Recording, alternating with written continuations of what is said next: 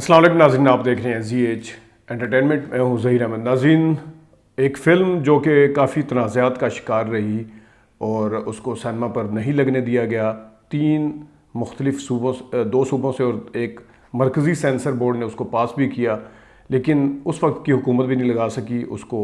उन्होंने भी इजाज़त दे दी थी, लेकिन सिनेमा वालों ने नहीं लगाई। बीच में काफ़ी सारे रोले पड़े और उसके बाद इंतज़ार सेंसर के बावजूद वो फ़िल्म जो वो सिनेमाओं की तो ज़ीनत नहीं बनी, लेकिन यूट्यूब के ऊपर ये फ़िल्म आ गई है। फ़िल्म का नाम है ज़िंदगी तमाशा। और फ़िल्म के ट्रेलर के हवाले से जो लोग फ़िल्में देखते हैं उनको पता है सारा कुछ कि क्या क्या तनाज़ा बना था, उसकी डिटेल में जाने की ज़रूरत नहीं है।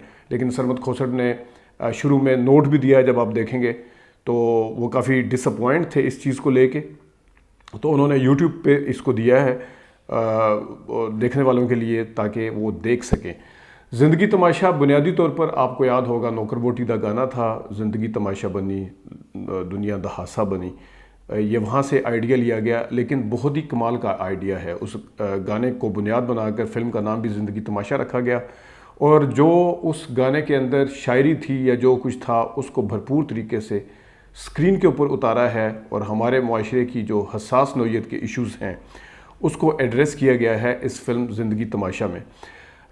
फिल्म की स्पॉइलर तो नहीं बनूंगा, उसकी कहानी में डिस्क्लोज़ नहीं करूंगा क्योंकि इस तरह के इश्यूज़ पे कहानी ही तो होती है जो मेन होती है। लेकिन उसके जो मुख्तलिफ एंगल्स हैं, फिल्म को किस तरह बनाया गया है, उसमें कितनी गहराई है, हमारे मुआशरे के हवाले से क्या क्या है, अदाकारी में कहाँ कहाँ ज़बरदस्त काम है और जो डायरेक्शन है, जो कैप्टन ऑफ द शिप यानी कि सरमद खोसर साहब हैं, उन्होंने क्या क्या कमालात दिखाए हैं, उसके ऊपर थोड़ी सी बात कर लेते हैं। ज़िंदगी तमाशा में आरिफ हसन साहब ने मरकज़ी किरदार अदा किया है ख्वाजा राहत का, और उसके साथ समिया मुमताज़ उनकी बीवी बनी है। ईमान अंजुम सुलेमान जो है मॉडल हैं गालिबन, वो बनी है इनकी दोनों की बेटी, और दामाद साहब जो हैं वो अफजल उसामा, अदील अफजल उसामा है मेरे ख्याल में नाम उनका एग्जैक्टली, वो हैं। इसमें गेस्ट अपीयरेंस मेहमान अदाकार के तौर पे जो जिन्होंने अपीयरेंस दी है उसमें नादिया अफगन है, उसमें ख़ुद सरमद खोसर साहब हैं। एक सीन जो है वो इमरान खोसर साहब का भी है। तो और जो वो परिजाद में लड़का था जो उसका दोस्त होता है, परी नामुराद के क्या, वो भी है इसमें, उसका नाम मेरे जहन से निकल जाता है, बड़ी माजरत है ये। और भी इसमें छोटे किरदार भी बहुत ज़्यादा हैं जिनके थोड़े थोड़े किरदार हैं, और ख़ासतौर पर मौलवी कारी का जो किरदार है वो भी है फिर इनके दोस्त हैं, फिर और जो वहाँ पे जितने भी कुछ ख्वाजा सराबी हैं बीच में। तो ज़िंदगी तमाशा का अगर आप लोगो ही देख लें स्टार्ट में, उसको इतने अच्छे तरीके से डिज़ाइन किया गया है कि उल्टा सीधा, खा वो अंग्रेज़ी में है SHA, वो आखिर पे उल्टा है, जिस तरह वो आईने में आपको नज़र आता है उल्टा, और तमाशा जो है वो भी उल्टा नज़र आता है। तो वो वाकई एक तमाशा ही लगता है। उसकी आप देख लें, उसकी थीम जो है वहाँ पे भी जहन लड़ाया गया है, वो भी ऐसे ही नहीं कि ऐसे ही छोड़ दिया गया है। लेकिन फ़िल्म जो वो ज़बरदस्त तरीके से ओपन होती है, फ़िल्म के अंदर काफ़ी सारी गहराइयाँ हैं। ख़ास तौर पे डायरेक्शन के पॉइंट ऑफ व्यू से देखा जाए, उसके स्क्रिप्ट के पॉइंट ऑफ व्यू से देखा जाए, उसमें कमाल है, हर जगह आपको कमाल नज़र आता है। अगर मैं शुरू कैमरा से कर लूँ, क्योंकि फ़िल्म जो है वो कैमरे से ही शुरू होती है, एक कैमरा लगा हुआ है और उसको कहा जा रहा है, वहाँ से भी आपको देखते हैं कि कैमरे के बैक पे स्क्रीन जो LED जिसे कहते हैं, वहाँ पे किरदार आपको नज़र आ रहा है, सामने नज़र नहीं आ रहा, वो डिफोकस किया हुआ है और बड़े ज़बरदस्त तरीके से वो छुपा हुआ सामने स्क्रीन पे। पीछे से कैमरा वर्क जो है वो एग्जैक्टली जो फिल्म का थीम है उसको बहुत ज़्यादा सपोर्ट करता है। कहीं कहीं पे जो एंगल लिए हैं, टॉप एंगल भी लिए हैं, लो एंगल में भी बहुत ज़्यादा है।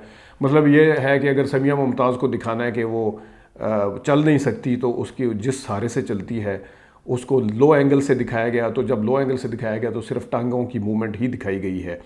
जब वो दोनों मियाँ बीवी गिरते हैं तो वहाँ पे भी ज़्यादा कोई कैमरे घुमाए नहीं है उस तरह से, जो एक इस तरह फिल्म है उसको पूरा सपोर्ट करता है। जिस तरह मैंने बताया थीम है, तो थीम इसकी कैमरे के एंगल से समझ आ जाता है कि मामला जो है वो कितना सेंसिटिव है।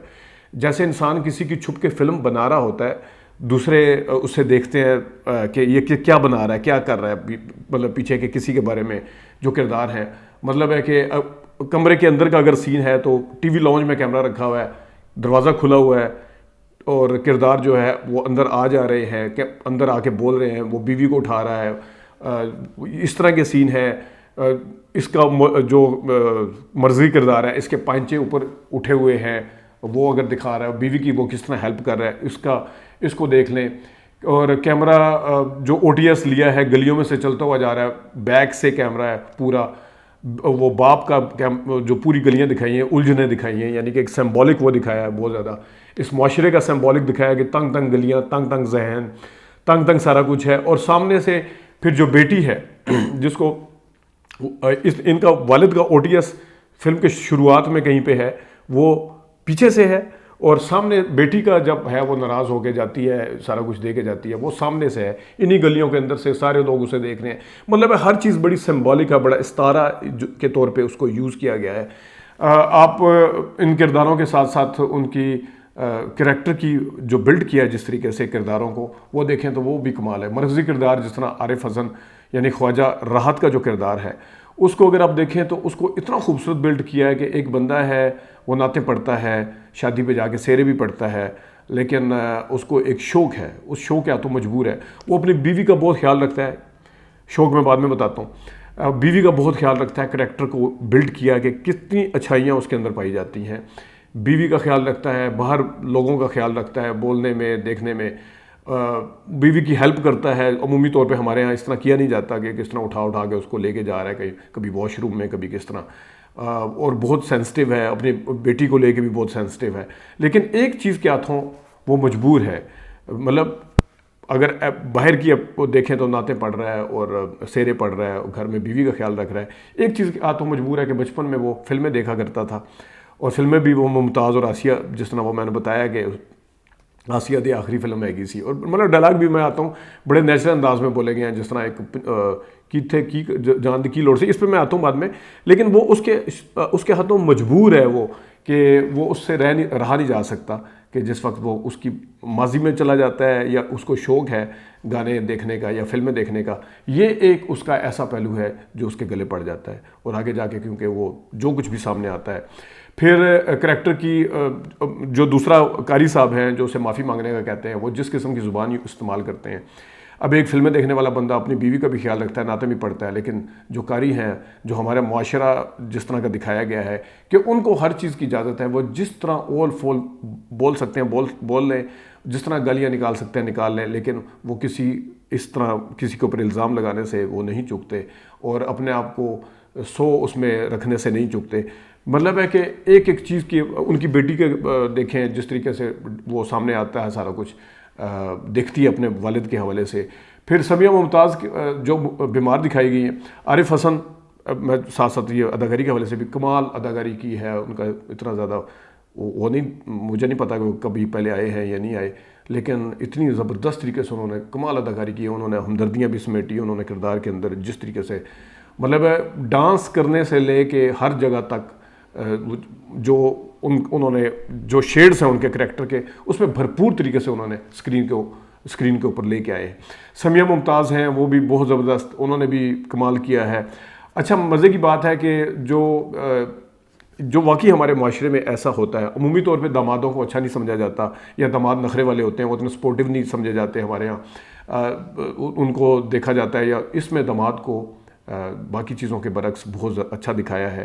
जैसा मैंने बताया कि जो माशरे के किरदार हैं, जिनको लोग बड़े मोतबर समझते हैं, उनके अंदर की चीज़ें बाहर लाई गई हैं, लेकिन एक अच्छा है वो दामाद है, उसमें भी सिंबॉलिक अगर मैं आपको समझा सकूं, वो दिखाया गया। मैं रेफरेंस के तौर पे 2-3 चीज़ें ऐसी बताता हूँ आपको, उसके बाद फिर आगे बात करते हैं। एक जगह जहाँ वो कहती है समिया मुमताज़, ए तुहानू डांस करन दी की लोड़ सी, तो आगे से वो कहता है कि किता थोड़ी सी हो गया सी, निकल गया सी या हो गया सी, इस तरह का कुछ बोलते हैं। ज़रा देखिएगा। सुमरे इस मोटापे नाल डांस करन दी लोड़ की सी? ओ किते किते नहीं सी, फिर निकल गया। एक और चीज़ जो बहुत ही ज़बरदस्त है, मैं कहता हूँ कि कमाल है, जब वो न्याज बांटने जाता है, महल्ले वाले उसके साथ क्या सलूक कर रहे हैं, किस वजह से वो आप सस्पेंस है वो देखें। उससे बोलने के लिए तैयार नहीं, न्याज इतनी शौक़ से तैयार करता है। फिर रोटियां भी 60 की बजाय कि ज़्यादा मंगवाई जाती हैं, हलवा भी वो अपने उसके हाथ का, सारी बीवी भी कहती है कि हलवा बड़े शौक नाल खाते हैं, थोड़े हाथ दा बने हुए। तो वो जब न्याज, मोहल्ले का कोई बंदा उसे न्याज लेने के लिए तैयार नहीं, इवन बच्चे भी तैयार नहीं है, तो वहाँ पे ख्वाजा राहत साहब जो हैं वो डिसअपॉइंट होते हैं। ख्वाजा राहत के हाथ से न्याज नहीं ली जाती, वहाँ पे एक ख्वाजा सरा खड़ा होता है। ख्वाजा सरा जो है वो कहता है मैं दे के आता हूँ लाए, उसके हाथ से ले लेते हैं, ख्वाजा सरा के हाथ से, ख्वाजा राहत के हाथ से नहीं लेते। मैं कहता हूँ इतना कमाल है। ज़रा देखिएगा ये वाला सीन।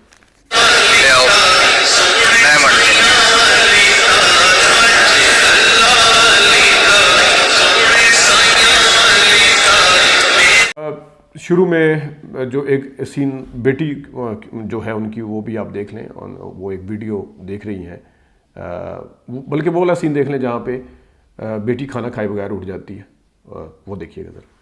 कैसे पका हुआ कल खा लेना, जा खा।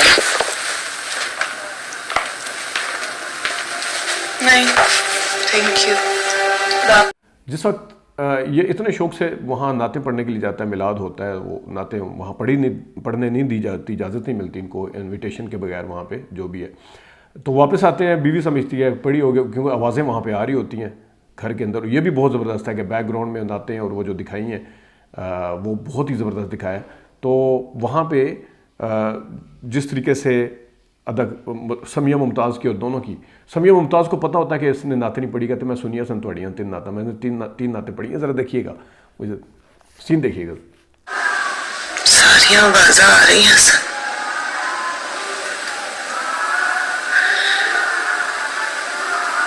सुनी सी मैं तुहाडी भी नात।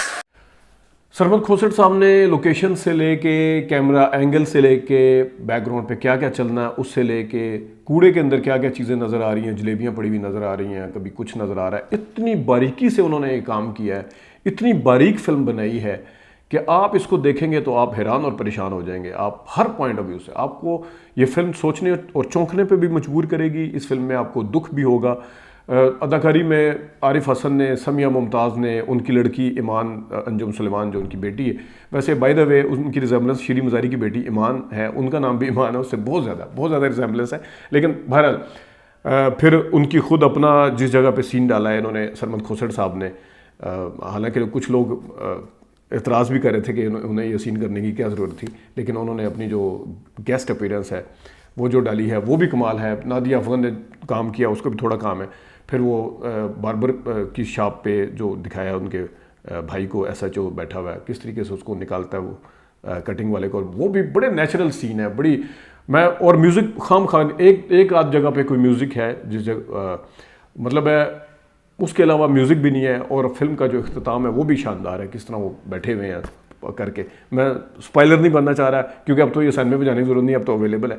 आप खुद इस फिल्म को देखिएगा और ज़रूर बताइएगा कैसे लगी। मेरी नज़र में तो फुल मार्क्स हैं इसके।